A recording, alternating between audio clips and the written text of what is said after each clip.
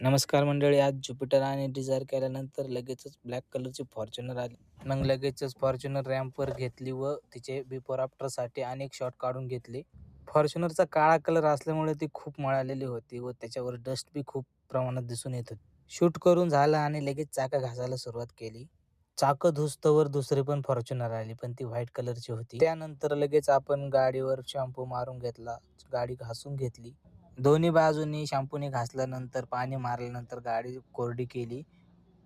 सगळी कामं झाल्यावर फॉर्च्युनरचा लुक काही असा दिसत होता. फॉर्च्युनर एकदम क्वालिटी स्वच्छ झाली होती. त्यानंतर लगेचच आपण व्हाईट फॉर्च्युनर पण स्वच्छ करायला घेतली आणि व्हाईट फॉर्च्युनर दोन्ही सोबत आल्याचा आपल्याला खूप फायदा झाला. कारण एकाच व्हिडिओमध्ये आपल्याला ब्लॅक आणि व्हाईट फॉर्च्युनरचा शूट घेता आला. दोन्ही गाड्या धुवून झाल्यावर खूप छान दिसत होत्या. एकदम स्वच्छ निघाल्या होत्या. त्यानंतर दोन्ही गाड्या शेजारी लावून त्यांचे शूट काढून घेतले. चला तर मंडळी, भेटूया नेक्स्ट व्लॉगमध्ये.